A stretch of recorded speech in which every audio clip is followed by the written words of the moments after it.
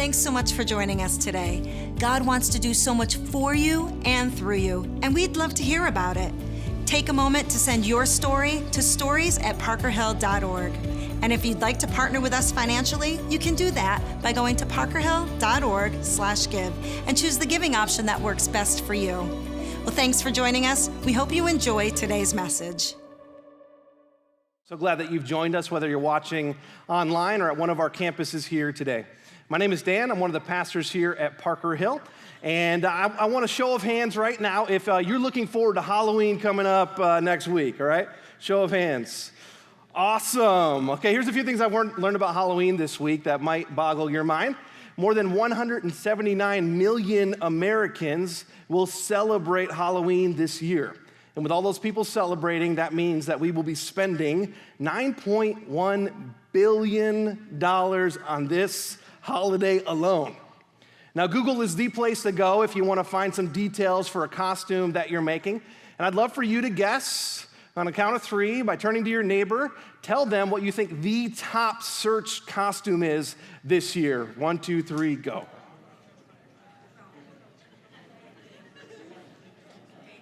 And here's the answer. Were you right? Wonder Woman. Yeah. I thought this year I might go as a Star Wars character because I'm a big fan, but Mark Stenzi got his costume together first. Yeah. He's a lot shorter in real life than he is on the screens every week, so in the spirit of this current series, I figured, man, I can't go as a Star Wars character, so I'll go as Samson, but I need you guys to help me out. I need you to tell me if I can pull this one off. What do you think? Yeah, I didn't think I could pull it off either, all right? So millions of people will dress up this year, and they'll go out trick-or-treating, and they'll play the part for a night of the witch or the pirate or of Wonder Woman, and then they'll put the costume away. But the next day, they'll wake up to their regular everyday life, and they'll feel like they're still pretending. Many of you know what I'm talking about.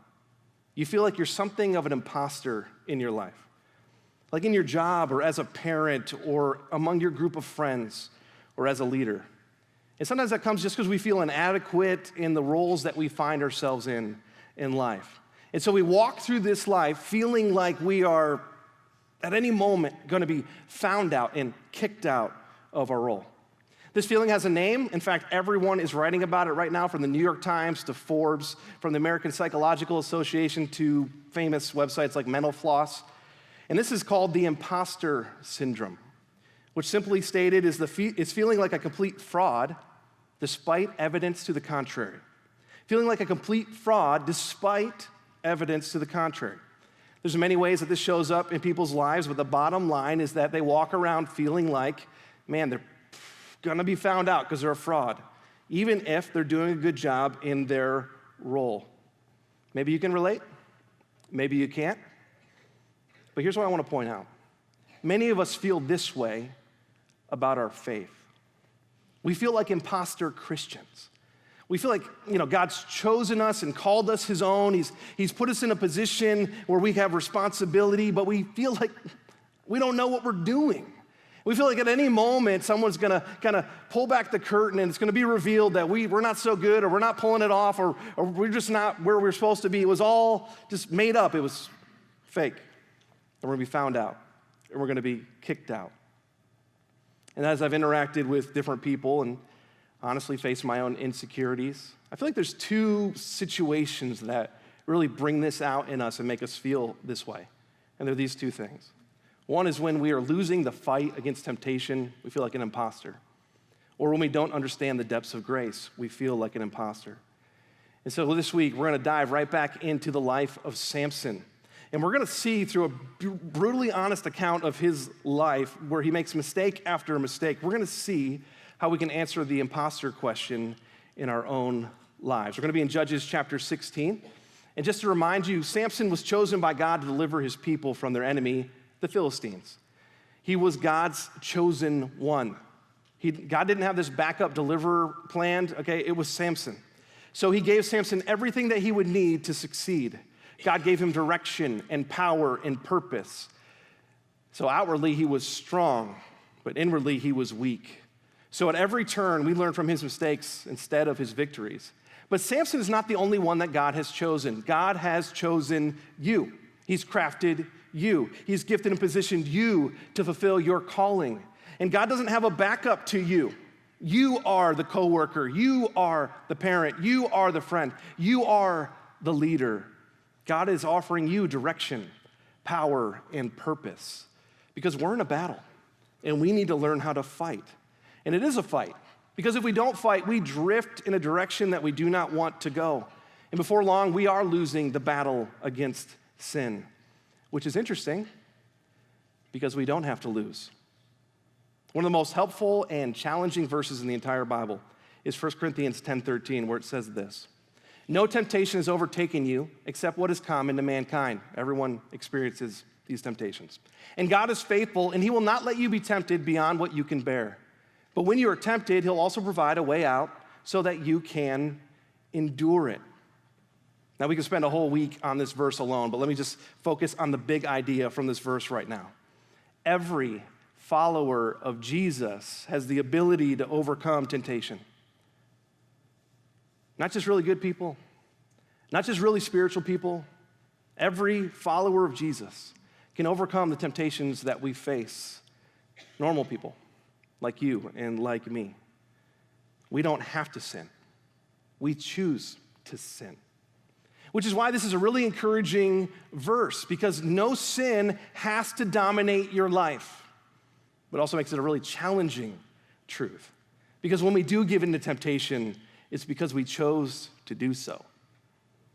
I would summarize it this way: that defeat is a decision, not a foregone conclusion. So let's learn how to fight from the life of Samson. And when we're jumping back into his story is perhaps the most famous part of his story, the part with Delilah. Now let me remind you that Israel has just experienced 20 years of relative peace. They're still under the control of the Philistines, but there's been little to no fighting. And here's what happens next in chapter 16, verse 1. It says, "One day, Samson went to Gaza, where he saw a prostitute. He went in to spend the night with her." Oh, snap. Okay. If Samson had a weakness, it was women. And here he is 20 years later from when we saw him making mistakes in this area before, and he's right back into his old ways. And so what we learned first about our fight against temptation is this: don't wander in a war zone. I mean, just reading that verse right off, it sounds like it's so accidental. Like Samson was just in this one town one day, and he kind of fell back into his old ways. But Gaza was an enemy town. And not just any town, as you'll see here on the map, it was the enemy's capital. And so Samson didn't just end up there because he decided to go shopping and then eat Five Guys after. He took a deliberate trip. In fact, he lived in Zorah, and Gaza was about 45 miles away. And so he actually deliberately decided to get up and to go there. That's about the distance from our Dixon City campus down to Route 80. And he didn't have a car, so he made a decision.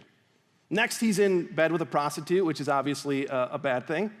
And he paid money for his night of pleasure. He chose to do it. He put his whole calling in danger. There he is in this town, surrounded by his enemies, and he's supposed to be the person delivering them from their enemies. In fact, any Philistine would have zero hesitation of turning him over to their countrymen, just like it appears this prostitute did. Look at verse 2. It says, "The people of Gaza were told, 'Samson is here.' So they surrounded the place and lay in wait for him all night at the city gate. They made no move during the night, saying, 'At dawn we'll kill him.' But Samson lay there only until the middle of the night. Then he got up, took hold of the doors of the city gate. Together with the two posts, he tore them loose, bar and all, and he lifted them to his shoulders and carried them to the top of the hill that faces Hebron," which is a pretty far distance. So he sneaks out. In a show of strength, he rips off their gates. These are massive things. And as if to say, "You can't touch me. I am invincible." Now remember, defeat is a decision, not a foregone conclusion. But Samson chose to wander in a war zone. And we do too. We know that group of friends, when we hang out with them, will lead us to drinking, which is what we don't want to do, but we go out anyway. Or you know that the boy will pressure you into go further than you want to go, but you still get into the car with him. You know that your vice is gambling, but you still visit the casino or the websites. We wander into the war zone. And if temptation was like a minefield, we're running out there playing hopscotch. Are you making wise decisions, or are you playing with fire? Parents, I know what you do if you're a hunting family or if you have guns in your home. You are careful to teach your children how to use them and to protect them from accidents. You teach your kids to never point the gun at another person. You teach them to keep their finger away from the trigger while they're moving around. You teach them to respect the power of the weapon. In fact, you protect them by keeping the ammo in a separate location from the weapon. You protect them by locking up the gun. You protect them by being there every step of the way until you know that they can handle it. Until you know they can handle it responsibly, because anything less would be dangerous for your child. Now, parents, we are giving our kids devices at earlier and earlier ages. And these devices are connected to the internet. And as dangerous as a gun is to a child physically, the internet is to a child spiritually. And I love the internet. I'm really into gadgets. I geek out over every new tech announcement, and technology is good, but it is also powerful. When you hand him that device, you are giving him access to all the world's knowledge. That's a cool thing, but you're also handing him 1 million Playboy magazines. When you hand her that device, you're giving her a way to connect with her friends and build that network and encourage one another, but it's also like giving 1 million messages access to your daughter's heart. Phones and tablets and laptops are sweet. I own all three. My goal, and our goal, is not to keep them away from technology. It's to prepare them for reality. You cannot protect them from everything, but you can prepare them for some things. So don't let them wander aimlessly through the internet and social media. Parents, teach them to use it safely and protect them from accidents. Young men, get real. You are tempted. That's not the question. The question is, who are you talking to about it? And how are you getting help? Young ladies, block the guys who push your boundaries and ask you for inappropriate stuff. One practical tip for everyone: why don't we just charge the phone or the device in a public or secure place through the night? You wouldn't let your child sleep with a loaded gun, so why do you let them sleep with their devices? I say all this because I love you, and I care about the hearts of our students. Don't wander in a war zone. But Samson doesn't learn his lesson, so let's look at what happens next in verse 4. Sometime later, he fell in love with a woman in the valley of Sorek, that's also enemy territory, whose name was Delilah. Oh, hey there, Delilah. Okay, we knew you'd show up. Now, Samson falls for her heart. It says he loves her. Okay, so he's head over heels here. She's another Philistine woman, but that doesn't stop him. Verse 5, here's what happens. The rulers of the Philistines went out to her and said, "See if you can lure him into showing you the secret of his great strength and how we can overpower him so that we may tie him up and subdue him. Each one of us will give you 1,100 shekels of silver." That's a lot of money. So does she go for the money or does she go for true love? Sorry to break it to you, she goes for the money. So Delilah says, verse 6 to Samson, she's not very subtle, she's not very good at this whole spy thing, all right? "Tell me the secret of your great strength and how you can be tied up and subdued." She agrees to be the spy. She straight out asks for his secret. Now, Samson wants to keep the relationship, but he also wants to keep his secret. So he makes up a lie. Verse 7, Samson answered her, "If anyone ties me with 7 fresh bowstrings that have not been dried, I'll become as weak as any other man." Then the rulers of the Philistines brought her 7 fresh bowstrings that had not been dried, and she tied him with them. I'm guessing he's asleep here. With men hidden in the room, she called to him, "Samson, the Philistines are upon you." But he snapped the bowstrings as easily as a piece of string snaps when it comes close to a fire. So the secret of his strength was not discovered. So Delilah plans this ambush, but it doesn't work because Samson's still strong. Now Samson has to know that something is up. It looks like the guys were hidden, so he hasn't seen them yet, but I mean, who wakes you up by yelling that you're being attacked? Okay, something is going on here. But Samson does nothing. Then Delilah tries again to get his secret a second time. For the second time, let me just summarize what happens. She begs him for the secret. Samson lies. Again, the ambush Again, Samson is strong. Again, Samson changes nothing. Then it happens a third time. She begs him for his secret. He tells her a lie. Again, the ambush. Again, Samson is strong. Again, Samson changes nothing. Again? Really? You might be thinking, okay, this Samson guy, he's really strong, but he's not very smart. But how many times have you and I made the same mistake? I'd be embarrassed to tell you the amount of times that I've fallen in the same place. Which is why we get this second insight about temptation from his life. Number 2, don't make mistakes without making changes. We all fall down. The Bible doesn't pretend like we won't. In fact, it makes a plan for when we do. God knows that we will fall, and that's why he offers forgiveness. But here's the thing. We want to learn from our mistakes. We want to learn how to fight this fight. We want to take every hard lesson and become more holy. But sometimes we live life on repeat, falling, repeating, falling, repeating. And Samson kept making the same mistakes. He didn't learn from them. Now, maybe you've heard the saying that experience makes you wiser. And so Samson should be really wise because he's got a lot of experience falling down. But as Pastor Andy Stanley points out, experience doesn't make you wiser. Evaluated experience makes you wiser. You have to learn something from it. You know you learn something when you do something different. So when you fall, you need to start asking some questions of yourself. Like, does this sin seem to happen around the same time of day? Does it happen around the same group of people? Does it happen in a certain place? Does it happen after I feel a certain way?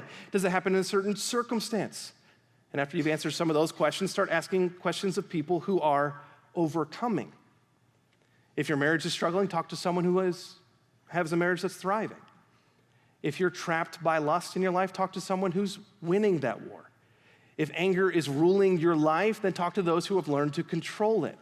You're not supposed to have all the answers. That's cool. I mean, you're not. But what we are supposed to do is go find them. And maybe you're here today, and as we talked about serving, you've kind of put yourself on the bench. You've said, I've served and I'm done, or you've disengaged for one reason or another. And God has, at one point in your life, done some amazing things in your life. Amazing things that he hasn't yet done in the life of someone who's new to Jesus. But they can't even get around you because you're not here serving. If you came on the team, guess what would happen? Your life and their life. The questions they would ask about how to overcome, you would be able to tell them. And so I want to encourage you, get back on the crew. Defeat is not a decision, is a decision, not a foregone conclusion. So you need to evaluate your experience to grow. Now, Delilah is sick of being tricked, and if she was Wonder Woman, she could use a lasso of truth and get the truth out of him, but she doesn't have that, and so she pulls out all the stops and uses everything that she knows how to use. Verse 15. Then she said to him, how can you say I love you when you won't confide in me? This is the third time that you have made a fool of me and haven't told me the secret of your great strength. With such nagging, she prodded him day after day until he was sick to death of it. No comment from a male. So he told her everything. No razor has ever been used on my head, he said, because I have been a Nazirite dedicated to God from my mother's womb. If my head were shaved, my strength would leave me, and I would become as weak as any other man. When Delilah saw that he had told her everything, she sent word to the rulers of the Philistines. Come back once more, he has told me everything. So the rulers of the Philistines returned with the silver in their hands. And after putting him to sleep on her lap, she called for someone to shave off the 7 braids of his hair, and so began to subdue him. And his strength left him. And then she called, Samson, the Philistines are upon you. And he woke from his sleep and thought, I'll go out as before and shake myself free. But he did not know that the Lord had left him. Which leads us to our third insight into fighting temptation. Don't fall for Satan's sales pitch. I mean, you know how this goes. Samson's temptations come at us like a sales pitch. But defeat is a decision, not a foregone conclusion. If he can't make us sin, he will try to lure us into it. So he makes his most persuasive pitch he can, and he tells us, you'll love it. It's gonna be awesome. It's gonna feel so good. It's gonna be so fulfilling. You'll be happy and loved and affirmed. If you do this, you will be fulfilled and at peace. You will finally be free. You will love it. And he promises something that will touch each one of the desires of our hearts. And then he says, and you'll get away with it. It's not a big deal.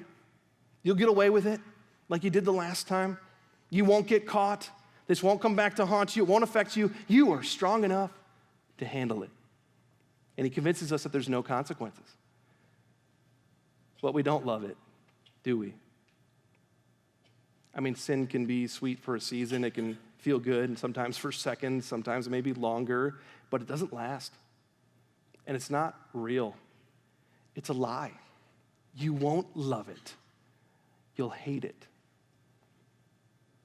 Samson didn't end up happy and fulfilled and with true intimacy with this girl that he had fallen head over heels with.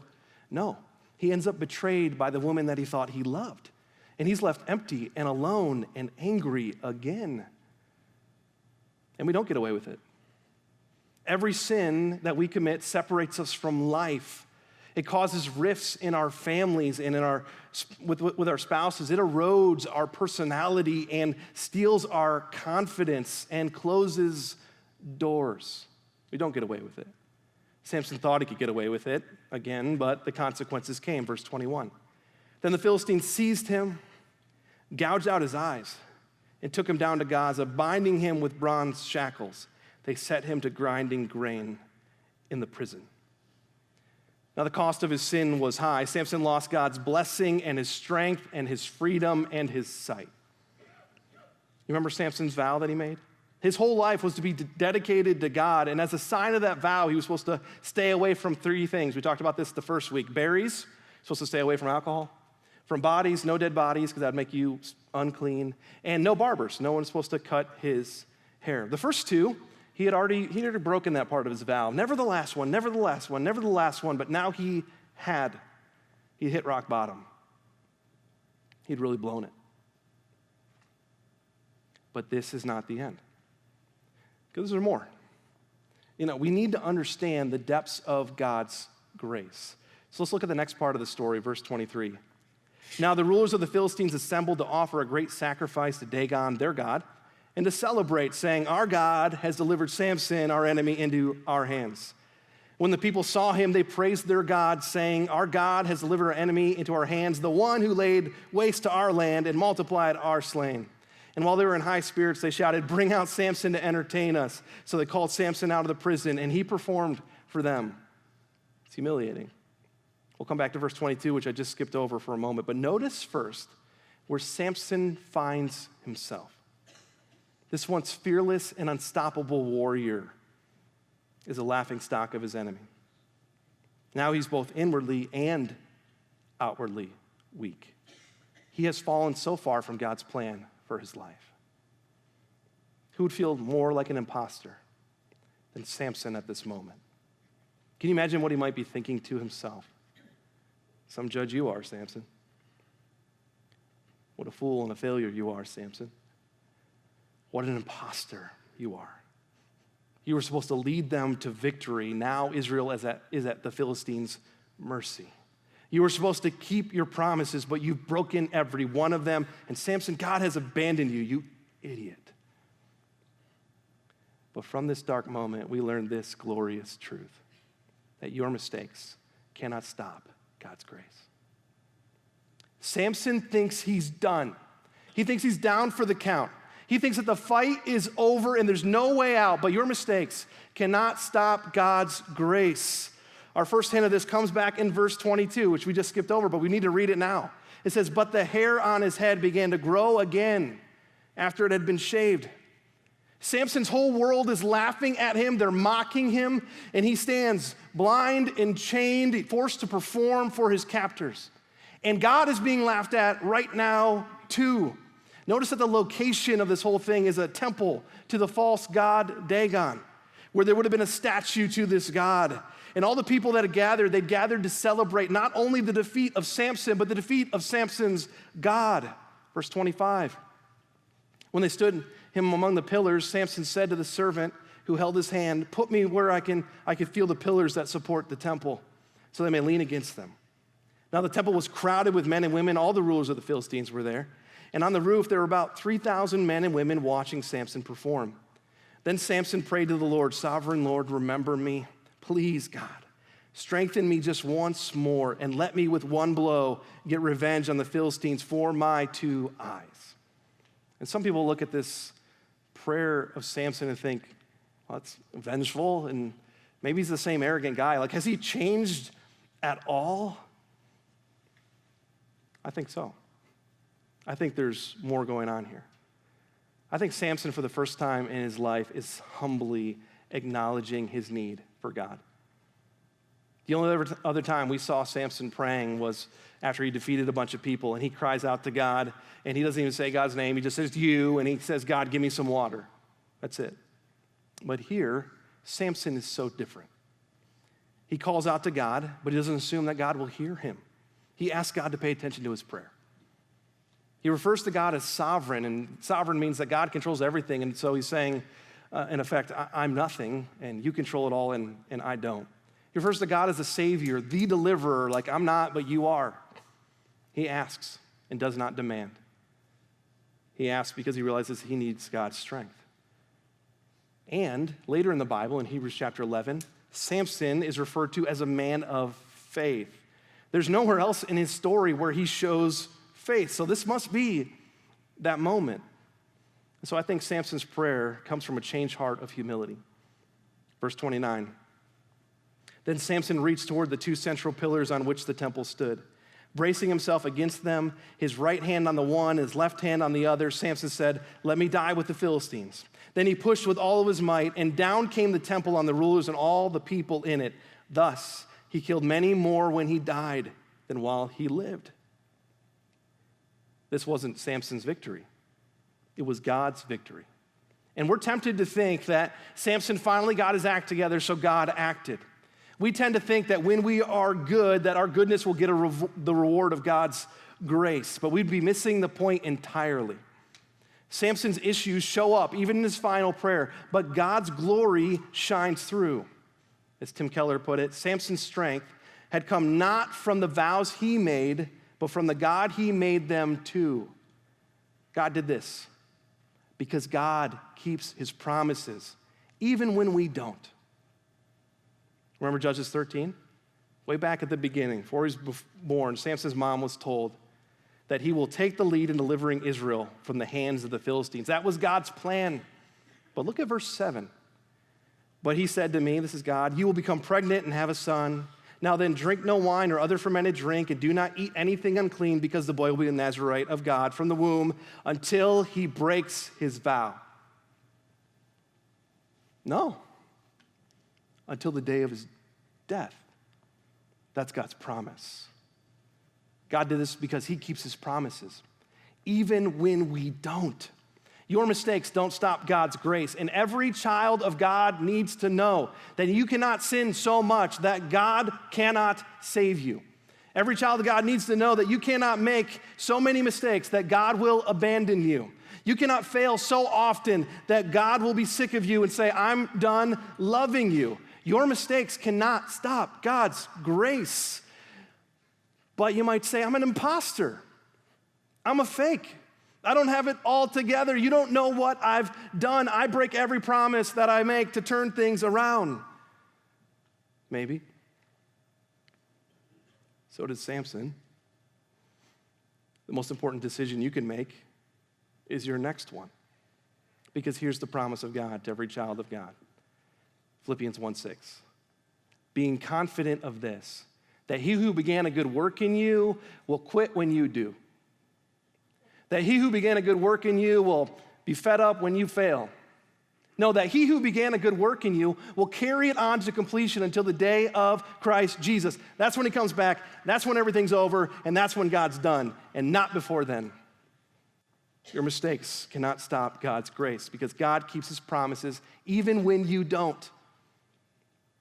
And maybe you're here today and you've never humbly admitted, never cried out to God, never said sincerely, I'm messed up. I can't save myself. I need someone else to do this because I know I can't.